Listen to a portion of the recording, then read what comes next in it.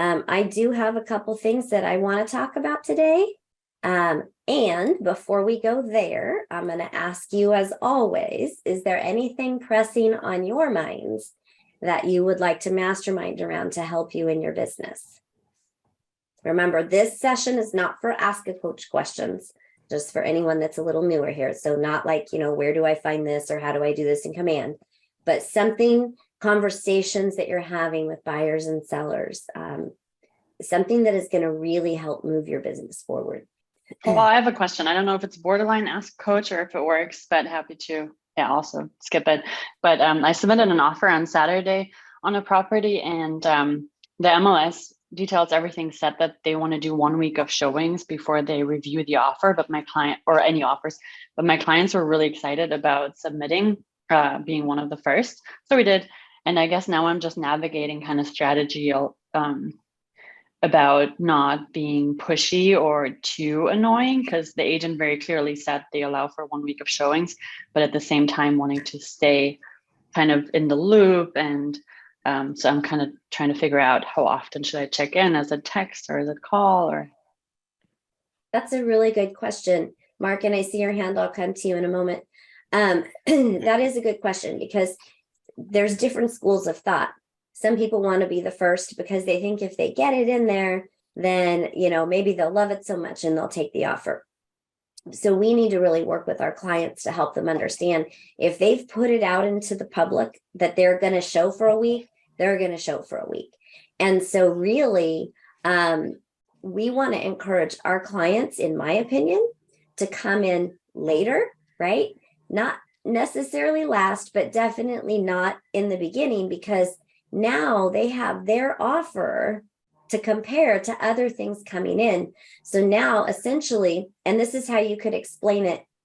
So Valerie, I'm going to say this just like I would say it to the client. Okay. So, Valerie, I can really understand you wanting to be first to get your offer in. However, because they said that they're going to show for a week and they put this out publicly, they're going to show for a week. I can check in to see if that changes each day if you'd like me to. And then that's something, by the way, you can tell the list agent so they're not annoyed by you checking in. I promised my client I'd ask every day for them, because they don't want to miss the boat just in case you change your mind, right? However, I think we should be later in the game, because if you give an offer, you're tipping your hand, and now that agent can tell other people who are submitting offers where you're at and come in higher than where you are. So they could actually use an early offer against you. And so I recommend that we come in a little bit later. That's how I would talk to the client. Now, if they really just insist, and sometimes they will, and that's okay. And they did. It was the gut feeling. That's what we wanted. We have a feeling about this. It's like, okay, I can't argue the gut feeling, right? And that's okay, right? So just tell the list agent, hey, I said that I would check in with you each day. So please don't be offended by that. I just want to make sure you don't change your mind at any time, because my buyers may decide to change their original offer. Right. And so then do check in toward the end of the week to see what other offers have come in, if any, and what you're up against. And you may need to do an addendum to adjust your offer. Okay. Thank you. That is a good question, though. Mark. Hi, Jodi. So I have a question that someone reached out to me because they are looking for a commercial lease. They would like to lease a space for a daycare. And I am not too familiar with how commercial works. I'm not sure if I should ask that question here or reach out to my broker. But per my understanding, commercial leases have some good income as well. So I don't want to miss on that opportunity. Okay. And commercial can be a good opportunity. However, in the coaching program, we don't coach or we don't train on anything commercial because that's just not our specialty. Our specialty is residential. That being said, all our coaching is still going to apply, okay, regardless of what specialty you do. But what I'm going to recommend, Mark, is that you reach out to someone in your market center who does specialize in commercial. because what is recommended is that you really get your feet wet in the residential realm first, understand the business, and then if you want to venture off into other specialties, by all means. And then you'll want to make sure that you connect with somebody who can help you with that, because commercial and residential are vastly different in how things work and can oftentimes take a long time for each transaction. So please reach out to your broker as to who he would recommend you ask about that. I recommend that you refer that to a commercial agent and take a referral fee on that. Got it. Okay, perfect. I understand. Thank you. Because remember, guys, being a fiduciary is about doing what we know, right? And all of you are learning the business and learning real estate. And if we don't know anything about a particular thing, it doesn't mean we can't learn it. That could be the stepping board, right? So I'm not saying don't go there, but refer it to somebody who is the specialist in that area until you can come up to speed. Perfect. Thanks. Awesome. So nice to see everybody on here. So let me ask you a question. Have you guys felt a difference in the market in the last couple of weeks or so? What are you feeling? I want to hear from you guys. I think it slowed down after the Cal HAFA program ended, because during that program, I got a lot of old leads reach out to me back to the market, very active looking. And then because they did not get it on time, they are no longer responding to any of my phone calls. Okay. We can talk about how to address that. Who else has a feel about the market? What's your My opinion? market has gotten very hot, Ventura. It's gotten super busy. Meeting with last week has been extremely busy. And then there's finally some inventory. I mean, inventory is very low still. So I feel like sellers have been getting more realistic about price. So we don't see things overpriced anymore. They're priced competitively, leading to multiple offers over asking. That's what I'm seeing. Still low inventory, but more coming up, but a lot of buyers and things going over asking. I am seeing that too. Anybody else? Carlos? Same in Tulare County. As long as they price it right, you are getting multiple offers. Yeah. I think that's what's going to start happening again. I've been in some market updates with some of our brokers, and that's pretty much what we're seeing across the board. So there's going to be some things that they feel are going to happen coming up in the next couple of months. And part of that is it's felt that interest rates are going to come down a little bit. And when that happens, if that happens, of course, we can't say for sure, but this is what everything's projecting. The buyers are going to come out of the woodwork, even if only for a short time. And so we need to really be prepared. So one of the things that I wanted to talk, well, there's two things I want to talk about today. And one of them is, how do we juggle all these buyers and use our time wisely and make sure they're motivated, right? And not just, you're laughing, Rick, and not just, becoming looky-loos because maybe since rates are down, right? And how do we still leverage those buyers so we can get listings, and what conversations do we need to have with the buyers? The other thing that I want to touch on, and all of this will be time allowing today, is that we're seeing a lot of purchase agreements come through for review. So, we see that things are changing. I would like to also talk about how you can write a purchase agreement to be a strong offer, okay, and how you can guide your buyers to do that. Because we're kind of going back into a market that we had not long ago. We'll see if it's going to be as crazier, or where the cards fall as time goes on. But we definitely need to be alert to things are changing. So Mark, to your point, if you haven't felt it there yet, you will very soon. I can pretty much guarantee it. Are we going to have the programs with 0 down payment? Maybe not. And yet there's still going to be a lot of programs out there to help your buyers. Okay. So first of all, let me ask, if a buyer raises their hand and says they want to buy a house, what is the first thing? And I want to ask this in a way, don't tell me what you think I want to hear. I want to know what you actually do. Okay. So I want everybody to put in the chat, what is the first thing that you do when a buyer says they want to buy a house, a potential buyer? And I have a very specific reason for asking this. So I want to know what you actually do. I check if they are pre-qualified with a lender already. Okay. I see credit score, how far they are in the process. Is anyone having trouble getting their buyers to stick or to write an offer? Or do you feel like you're looking at so many homes with them and nothing's happening?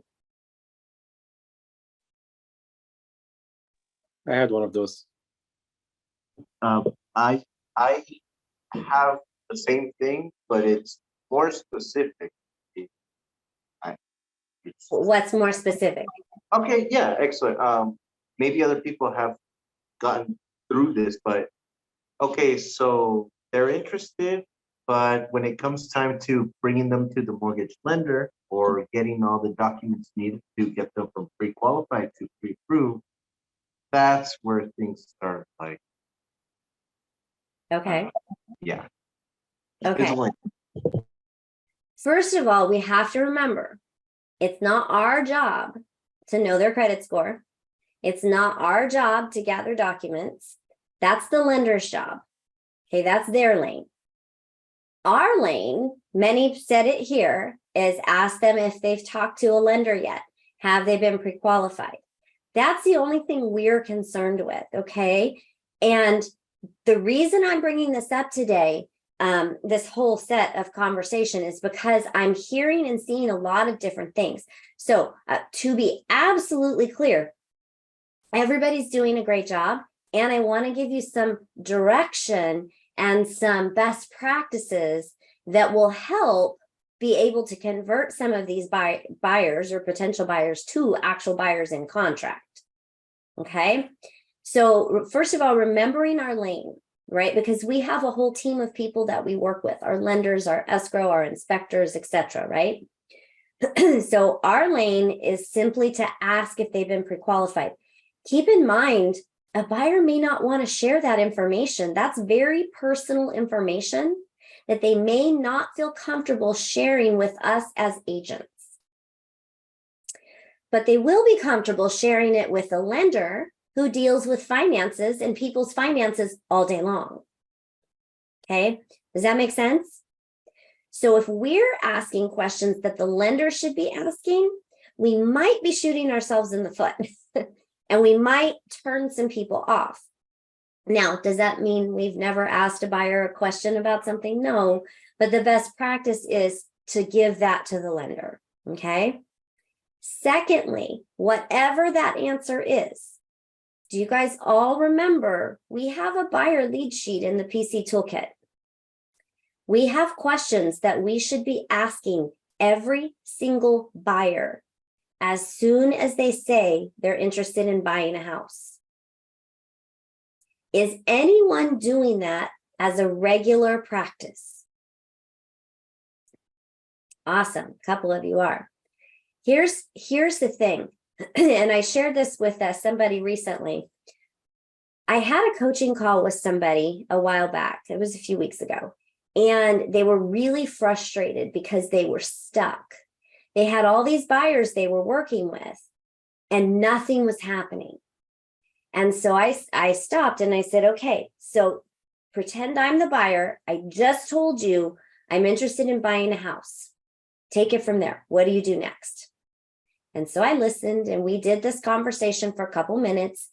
And then, and then he said, well, and then I do this and this and this. What he did was he went from, I want to buy a house to, let's go see a house, essentially. And forgot some really key things in the middle. So first of all, he had been working with several buyers that he didn't even know their motivation. He went on their word of not even having a pre-approval letter, out showing property. And so as soon as he was done with the conversation, I recognized the gap. So we talked about it, and it's these qualifying questions. And then things started to change when he applied this. And what happens is, especially as newer agents, there's so much to learn, right? And we get so excited to go out and start showing property. We want to get that first escrow or second escrow. And so we tend to jump the gun. And not everybody does, okay? And the people that do this properly, I'm sure you can attest, and feel free to jump in if you'd like to add to this, because remember, this is a mastermind. It shouldn't just be me talking the whole time. But I do want to emphasize these buyer lead questions, we call them qualifying the buyer.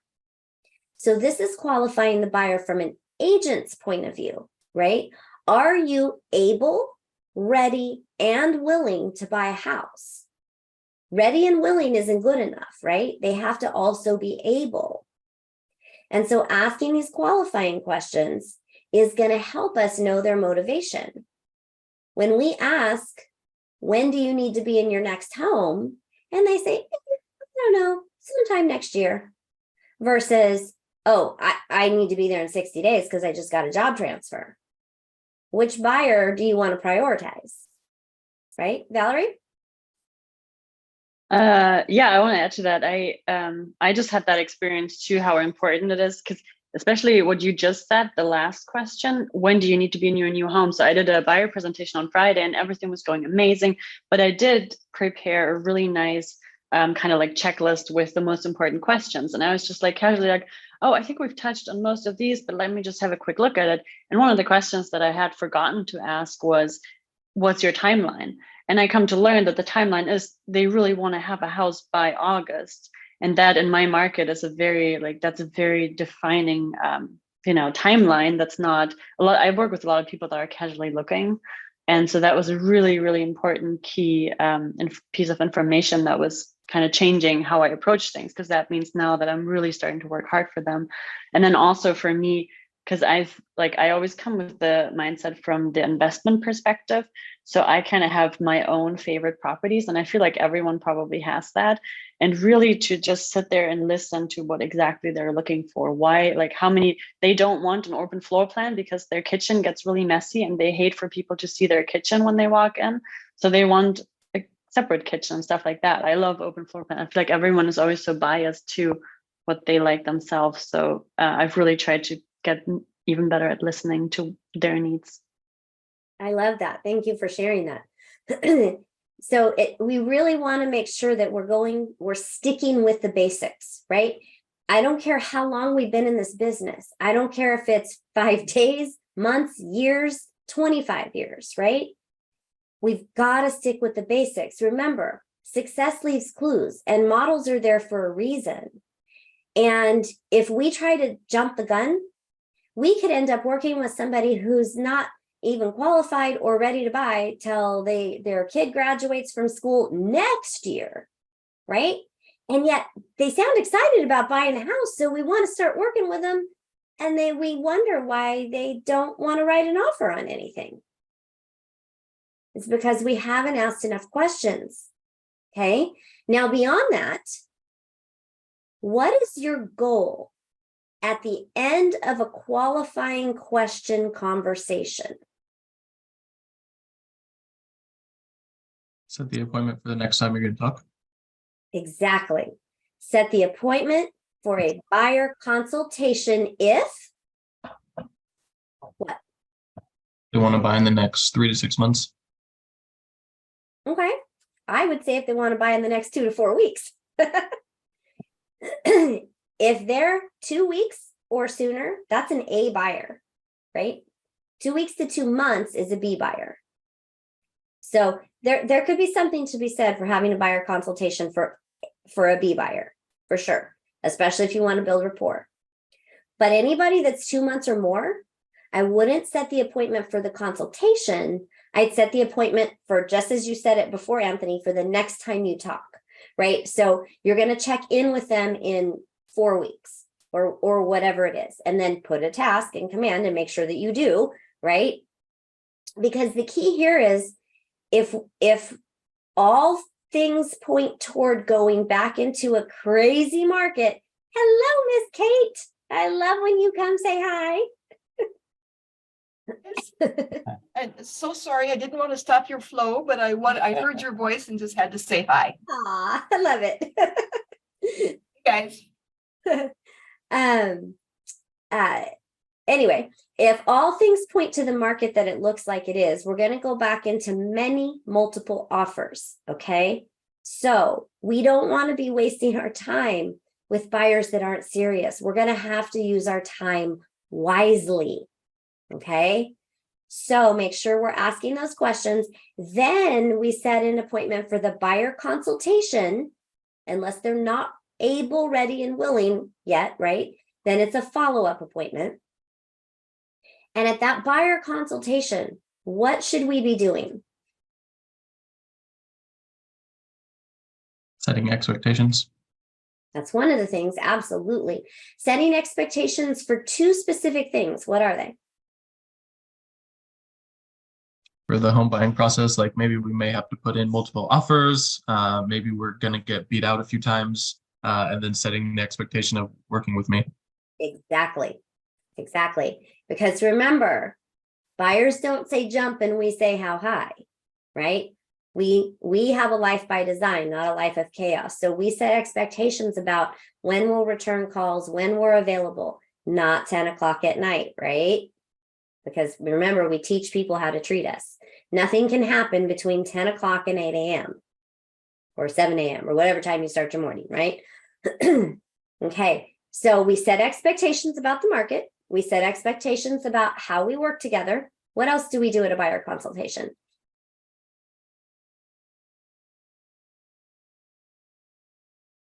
Rick? Get an agreement signed, buyer's representation. Yep, that is our absolute goal at the end of that, is to get that buyer representation agreement signed. Does everybody use the buyer's representation agreement and get it signed at the end of your consultation? No. Okay, if you want to lose buyers, don't do it. But if you want to set the proper expectations for working together, you need to have them sign a buyer's representation agreement. Do you list a house without a listing agreement? No. No, we're not even allowed to, right? We shouldn't be allowed to represent a buyer without a buyer's agreement. And don't rely on, oh, we had such a great rapport, or they're my brother's cousin's girlfriend, or whatever it is, right? Because many a buyer has been lost because that has not been solidified. All it takes is for them to walk into an open house and talk to another agent. So no matter how great you are, if you're not having a buyer consultation and getting that agreement signed, you're not doing the job properly. Okay, let's be clear on that. There's a reason that we have them. CAR didn't make these things for the fun of it, although sometimes we wonder with all the forms that are out there, right? So also at this consultation, if we haven't yet, which we should have in our qualifying conversation, but if they've not yet been pre-approved with a lender, we should be facilitating that. If in your qualifying conversation they're not yet pre-approved, set your buyer consultation out for a day and get them connected in the meantime. Or if they're able to meet that day and you're able to, have the lender join you for your buyer consultation. So take the bull by the horn, so to speak, right? Make sure to help make this happen. You can even offer to step out while they answer the lender's questions, if it makes them more comfortable. So we're setting expectations. We're making sure they're pre-approved. We're telling them how the market works. And it's really important that we don't forget, like Anthony mentioned earlier, we have to let buyers know that when they find the house, we should first let them know we will never pressure them, right, to get something they don't want to. And we should never do that. But we do have to let them know at the buyer consultation, not while showing a house, that if they find the house that they feel this is it, you've got to move fast and you've got to write a strong offer. Why do we want to do that at the buyer consultation and not while showing houses? Because if you do it when you're shown in the house, they feel more pressured. But if you do it during the buyer's consultation, they kind of understand more and see that you're there caring for them, not just trying to push this house on them. Absolutely. So you want to say that before they ever see a house. That way you're not that used car salesman, right? Because that's what it could feel like if they're not prepared for that. Okay, so I want to buy a house. We ask questions, we set a buyer consultation, and we get a buyer agreement signed. We're also, by the way, at that consultation, this is where we're asking the questions about what type of home they're looking for, what's a deal breaker, bedrooms, bathrooms, all that stuff. That's at the buyer consultation. And then we can find a few homes to look at, set an appointment to go see homes, set them up on an MLS auto search for when things come up that fit their description. And then knowing their motivation, that helps us through the home showing process and helps us get them into contract faster, saving you a lot of time because buyers are a lot of work. How many sellers can you work with in the same time as one buyer on average? About 5. So if your average commission is, say, $20,000, and Tulare County, I'm sorry, I know it's not that high, but in general, if your average commission, well, let's just even say $10,000, that's a lot higher in most of your markets, right? If an average commission is $10,000, would you rather use that same time to make $50,000 or $10,000? So these buyers that are going to come out of places that may or may not be serious, use them as leverage to go get listings in areas that they want, right? So don't forget about the listings. Yeah, that's something I'm doing with my buyers is they'll tell me like a certain area they like, and then I'll go door knock it. And I'll just say, hey, a few buyers missed out on the opportunity to move into this neighborhood. You know, this up here and it's a very hard market. What do you think of the neighborhood? And then they'll like line up and they're like, oh, my neighborhood is great. And this is what's going on. I'm like, that's awesome. Like I said, a few buyers that missed the opportunity to move into this area. You ever thought about, possibly moving in the next 6 to a year? All right, and then that's where my whole skill will go. Thank you. Okay. Any questions about that? Is that a new way to look at this for anybody? Or a good reminder for some of us that may have forgotten what we're supposed to be doing, right? And I bring that up now because we're about to see the market really take off again with buyers. And so I don't want you guys wasting your time and spinning your wheels. So let's make sure we keep up the good practices and not let them fall by the wayside. Let's talk about some tips to write a strong offer. Would that be helpful? Because we're about to go back into multiple offer situations. I'm not sure that we've ever really came out of that. I think we're just seeing 2 or 3 instead of 20 or 30, but we're still having multiple offers, right? So we still have to write strong offers, and yet they're going to have to get stronger here again soon. So those of you that have been around a little while and have done some business, what things have you written in to make your offer stronger? Escalation clause. Okay. Does everybody know what that is? I'm using 2 weeks or a week after closing of escrow to give them time to move. Okay. We're starting to see a lot of people doing that, by the way. And speaking of, Anthony, did you get clarity on that? The SIP? Yeah, I did. Your email was helpful. Okay, good. Thank you. Sorry, I didn't have a voice to I was not audible that day. No, you're good. I get it. What you said explained it. Awesome. Yeah, sometimes they are a little more confusing when we try to read it all and we just simplify it into a couple sentences.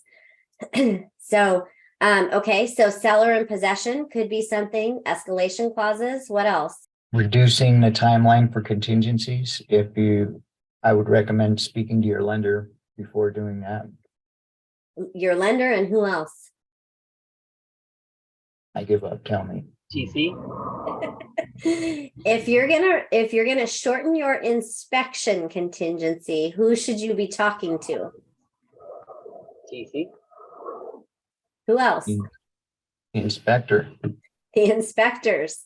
Make sure that your inspector can do it in the shorter amount of time. Because it would be horrible to shorten your contingencies and not be able to get the inspections done. So typically right now with the lower inventory, it's not a problem. Just confirm that before reducing your contingency times. But that's definitely a way to do that.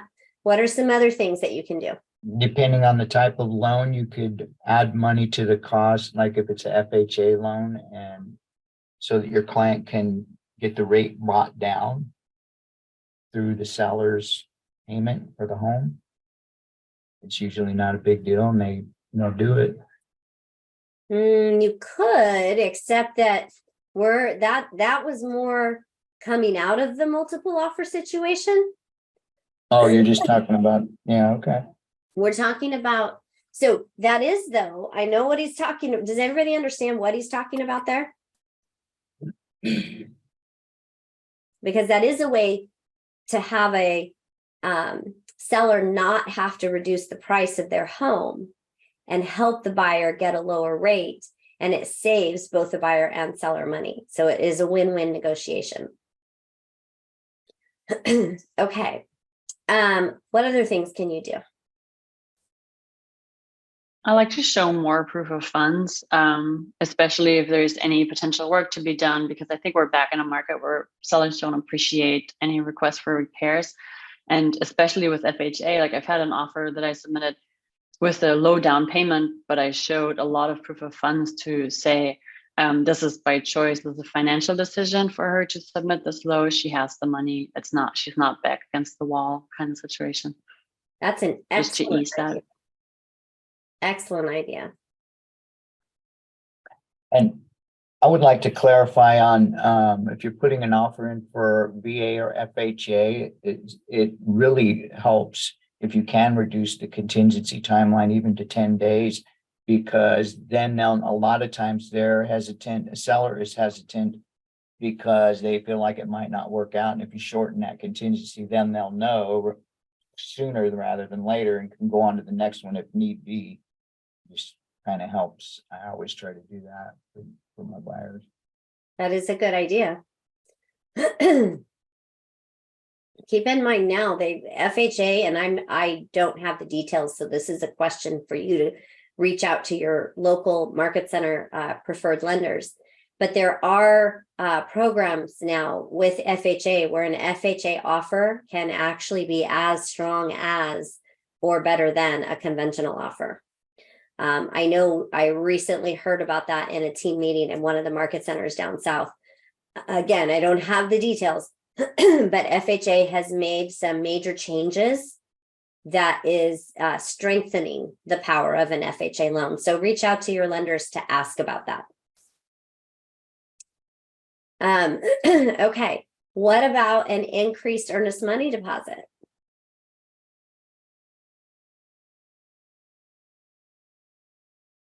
What do you mean increased? Because I've had it that like down here, 3% is kind of the norm, and you can't really go over 3%, right? Or do you mean like that second box where it says like increase the earnest money deposit after a certain time? You could do it that way. A lot of markets, it's 1 to 3% is typically Okay. what people will put down for an earnest money deposit. So going to the higher end. Now, it doesn't mean they can't put more as an earnest money deposit. The only thing they will be risking is up to 3%. But what it can do, and also showing proof of funds can do this too, is it shows that they have the money. They're pulling it out, they're putting it into escrow. So I've got money, right? Especially to strengthen like an FHA loan, right? Put a 3% earnest money deposit, prove you've got it, prove this is good. So things like that can help. What about appraisals? What can you do with appraisals? Address the gap. Yeah, I just waived the appraisal contingency on my last offer. It was cash though, right? No, but they talked to their lender, and their lender said that they should do that, and it would all be fine. Okay. And I got it in writing that I said, this is not a rookie move. This is risky. Your earnest money deposit is on the hook. And I sent them an email saying all those things. Perfect. And they As long as replied saying, we want to move forward. Yeah, perfect. So, and I want everybody to hear what she just said, right? She checked with the lender and she got it in writing. It's against advice, right? Because you never want to put your client's deposit at risk. How often can a seller keep a buyer's deposit? Almost never. Almost never. So there could even be times when, hey, all contingencies are removed and buyer backs out. So seller says, I get their deposit, right? If you're representing the seller, what do you think a win-win would be?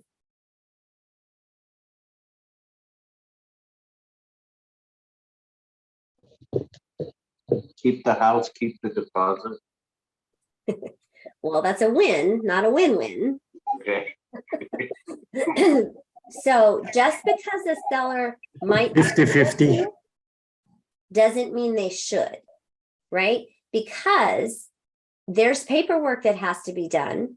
There's timelines that have to be followed. Escrow can't just give the buyer's deposit to the seller because a deal cancels, right? It has to all be signed by all parties. A buyer can hold up signatures and can hold up a seller being able to put their home back on the market for quite a while.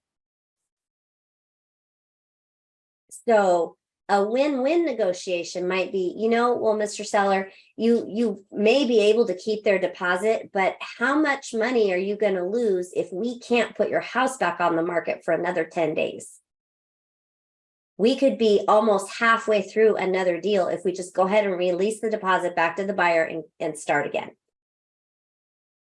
So just because they can doesn't mean they have to, because it can really hold them up. So keep that in mind, okay? Especially depending on what the circumstances were.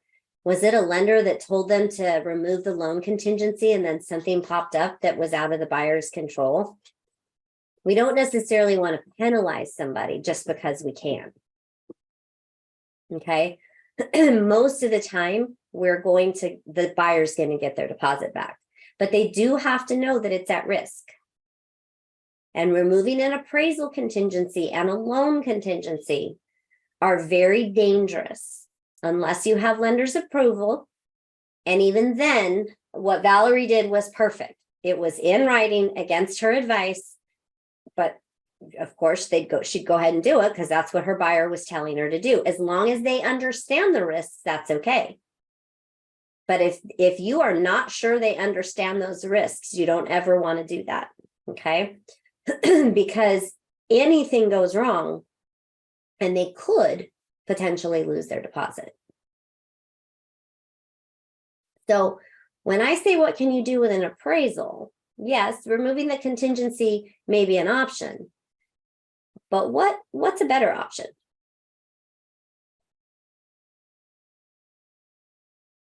That's why I was saying address the gap. You can do a couple different ways. Say you'll pay the gap up to a certain point where your buyers are comfortable with. Yeah. Putting in an appraisal gap makes for a strong offer. Does everybody know what an appraisal gap is? So for a couple of you, an appraisal gap is, let's say you have an offer in at 500,000 And in the offer, you write, buyer will pay up to, and I'm just going to throw out a number. The buyer can choose what number they want to use, but buyer will pay up to $10,000 over appraised value, not to exceed 500,000. Okay, so that means if the appraisal comes in at 485, now the purchase price becomes 495, because they're going to pay $10,000 in cash. They cannot finance this. The lender will not finance over an appraisal.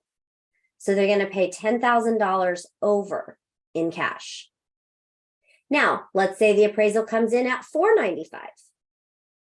They only need to bring in 5,000 because they said they'd go up to 10,000, not to exceed their offer price. Okay, so if a buyer has cash and is able to do that, that is a big way to strengthen an offer, because it puts everybody happy. Buyers are like, okay, I can risk this amount of money because I know I'm going to get it back right over time, a short amount of time. And then sellers are happy because, okay, well, if it appraises low, I'm probably going to have to come down in price anyway. But this one says they'll give me $10,000 more. So I talked to on this offer that I wrote on Saturday, I talked to my broker about that, and I was like, can we just do an appraisal gap? And he said, well, his only concern with that is that sometimes if it's a bit of a fixer, that that lenders, even if it then appraises at asking, will get weary.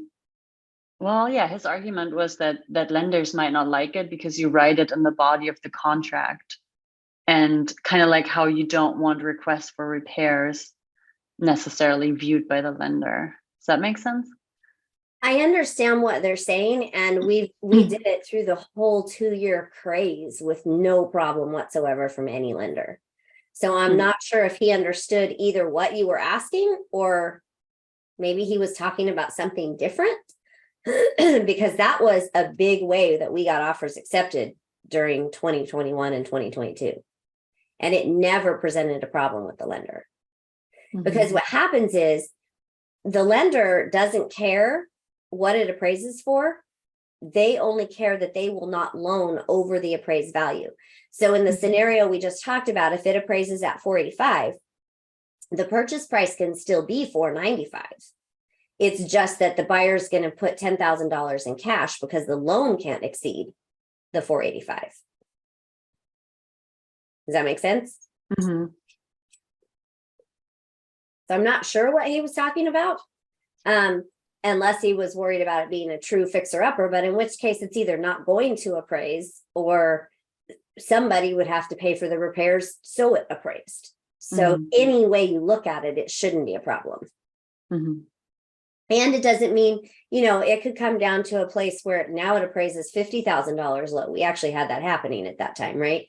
And so buyer said they'll pay $10,000 more, and seller's like, no, somebody else offered me, more, and I'm just going to roll the dice and do that. So it doesn't mean that there isn't still a new negotiation necessarily, if it's low enough where the appraisal gap doesn't cover it.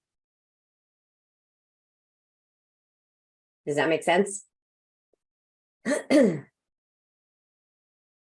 Any questions about anything that we've talked about? Or do any of you have any other ideas to make a strong, solid offer?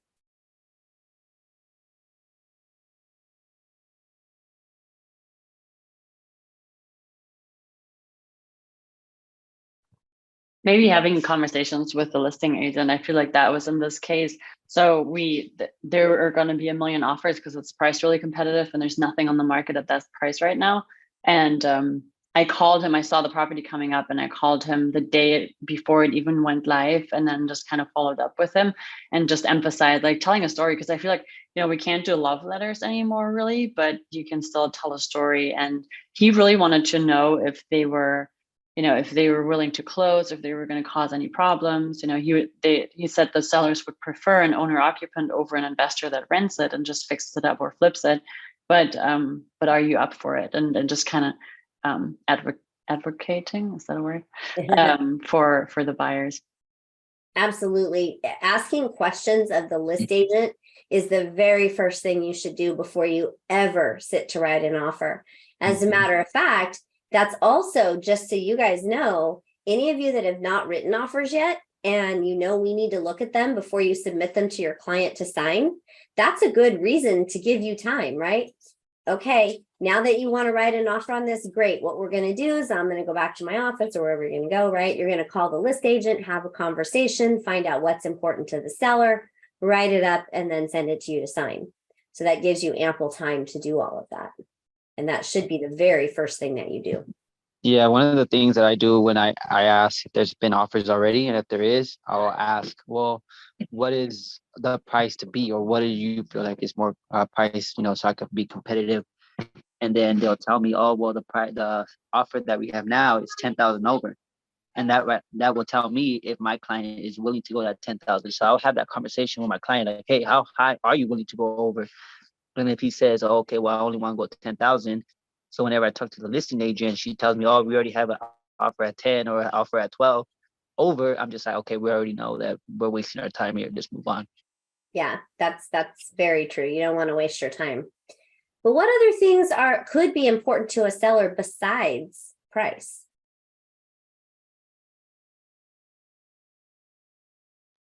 When they want to close. So if they need more time, if they need a seller in position, if they need after that to find a replacement home, things like that. That could Or be if they a want to big close. deal. Timeline, being willing to give them a longer time, being willing to let them stay. That could be a big deal.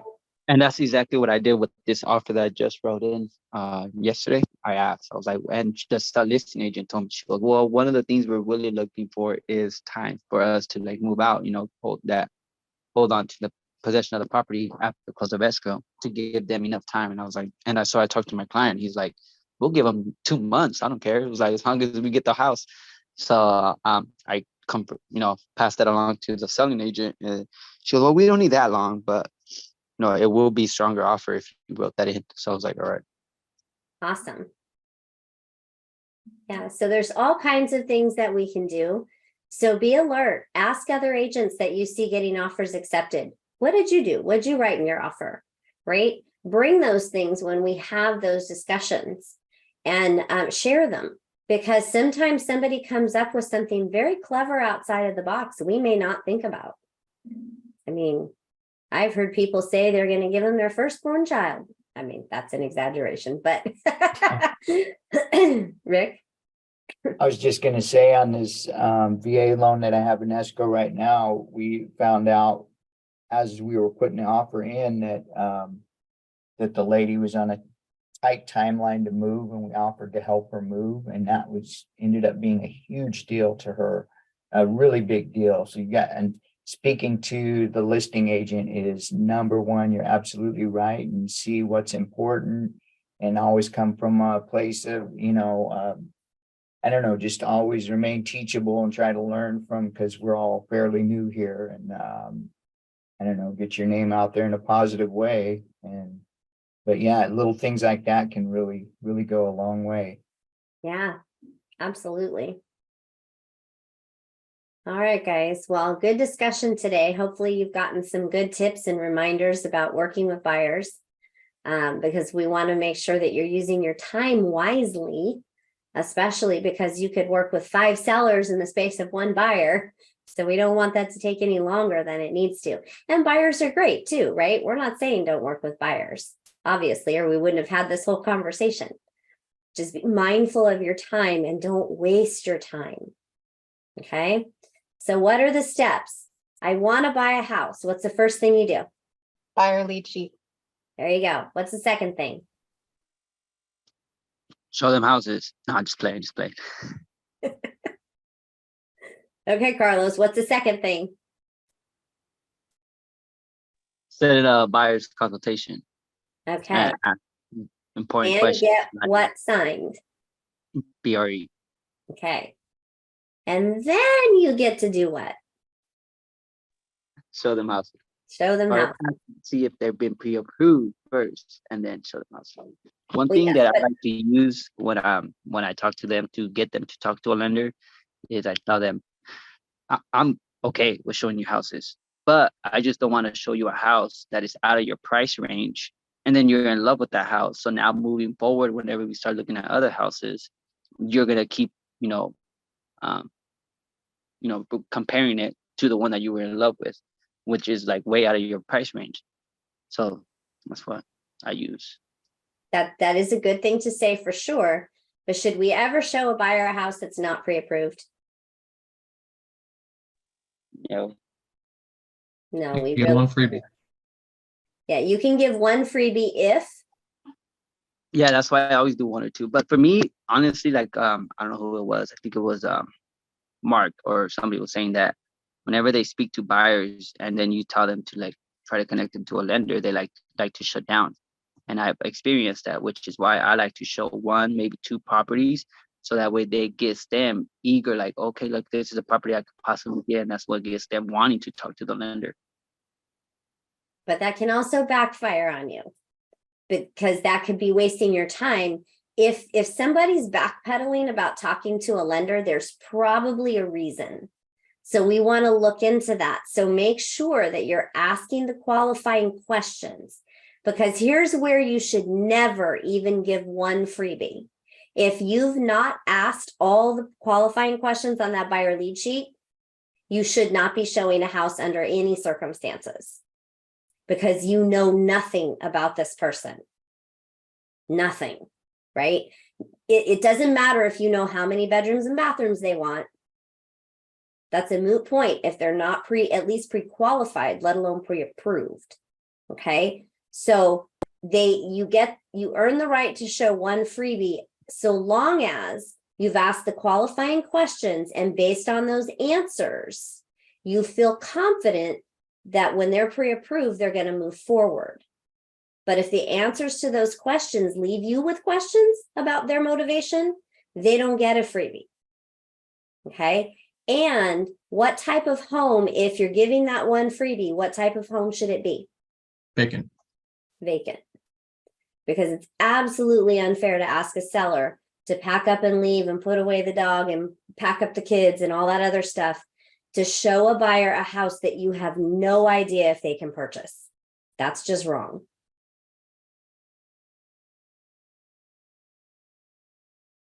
Good conversation today.